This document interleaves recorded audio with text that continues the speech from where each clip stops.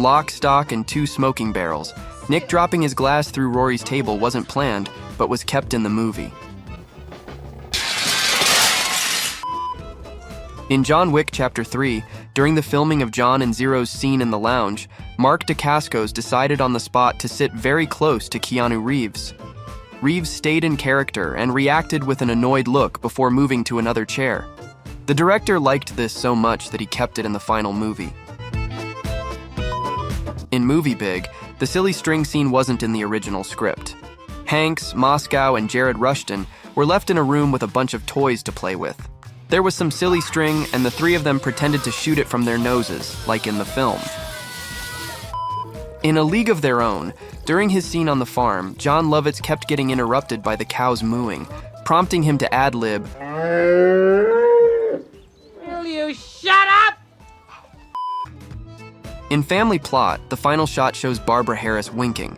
This wasn't planned and was just a joke, but Alfred Hitchcock decided to keep it in the movie.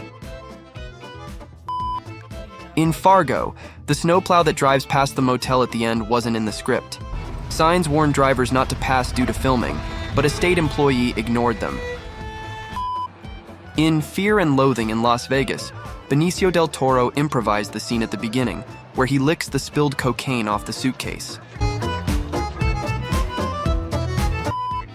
In the final scene of Logan's Run, as the crowd gathers around the old man in awe, one of the extras can be seen giving the Vulcan salute, a gesture well known from Star Trek. The director probably either didn't recognize it or didn't mind it in the least. In How to Lose a Guy in 10 Days, Kate Hudson improvised by covering Matthew McConaughey with kisses during the scene where she introduces the new dog. This is why McConaughey looks genuinely surprised. The radiator's damaged at the core. The radiator's damaged at the core? In Mad Max 2, The Road Warrior, the scene where the mechanic in the swing evaluates the truck and the blonde guy repeats it much louder wasn't planned. The actors just started doing it on their own. Got a cracked water pump. It's got a cracked water pump? And a fractured injector line. It's got a fractured injector line. In the movie Airplane, there's a funny scene where a man turns on the air for his sick wife, and it causes a strong wind to blow through the cabin. A bearded passenger was supposed to have his fake beard blown off, but the glue held it in place. So the actor made funny faces to try and get it off. Begin the countdown. In Austin Powers, The Spy Who Shagged Me, the joke about the countdown to the rocket launch happened because Mike Myers and Vern Troyer really couldn't get into the rocket before the countdown ended. 5, 4, 3, 2, Now, begin the countdown at 30. 30, 29. In First Blood, the end of the chase between Rambo and Sheriff Teasel, where Sheriff's car rolls off an embankment and flips upside down, wasn't scripted. But when it happened, director Ted Kotcheff liked it so much that he decided to keep it in the movie. In Freaky Friday, during the scene where Harry has underwear pulled over his head and runs into the door, Ryan Malgarini couldn't see and accidentally ran into the door thinking it was open. They decided to keep this blooper in the final cut of the film.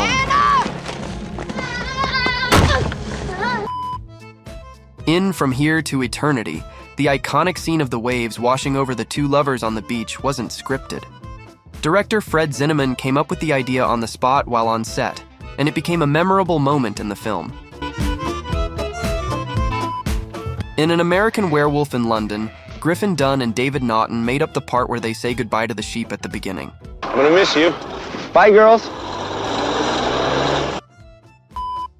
During Jack Nicholson's UFO speech in Easy Rider, Dennis Hopper was intent on getting him very stoned on marijuana. The laughing that eventually broke up his speech was not planned. That the Venusians have contacted people at all walks of life. All walks of life. Yes. In Ghostbusters, according to Harold Ramis on the DVD commentary, Ray's excitement while sliding down the firehouse pole during the tour scene wasn't scripted. When the cast and crew arrived at the Los Angeles location, Dan Aykroyd saw the pole, got genuinely excited and wanted to slide down it. They decided to include it in the scene because it matched Ray's childlike enthusiasm. Wow, this place is great! In the movie Knocked Up, The scene with the doorman was filmed for a long time with a lot of improvisation, as usual with Judd Apatow's movies. Leslie Mann eventually ran out of ideas and just kept shouting, You're a doorman, okay? Doorman. Doorman. Doorman! In the movie Aliens, Hudson's participation in Bishop's little knife trick wasn't in the script. According to Lance Henriksen, it was discussed amongst everyone except Bill Paxton. The look of complete terror on his face is completely real. In Gone in 60 Seconds, the derailed train at the start of the film was real, which director Halicki happened to come across, so he incorporated it into an establishing character moment scene. In Dr. Strangelove, there's a scene where George C. Scott is passionately trying to convince the president to launch an attack. He suddenly trips and falls, but quickly gets back up and continues.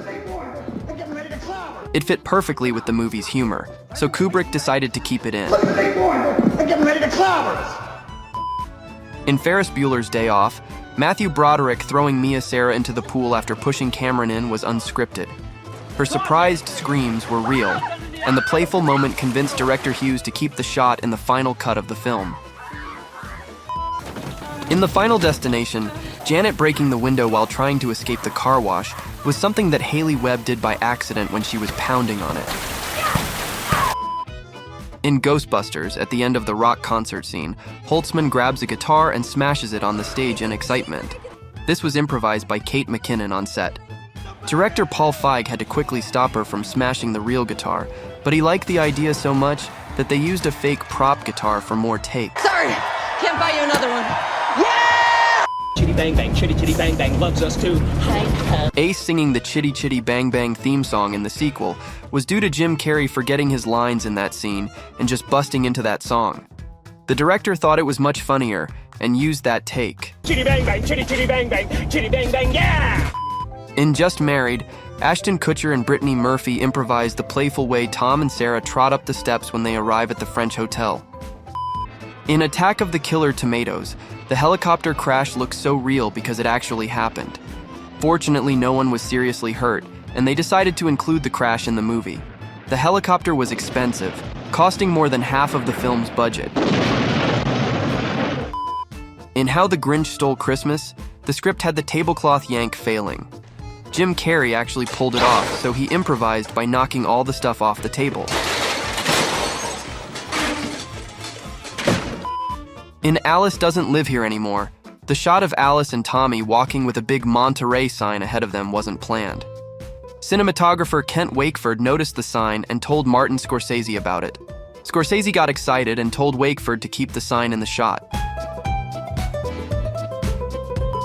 In A Star Wars: A New Hope, the joke where Luke and Han face the wrong way when the elevator door opens behind them was made up on the spot by Mark Hamill and Harrison Ford.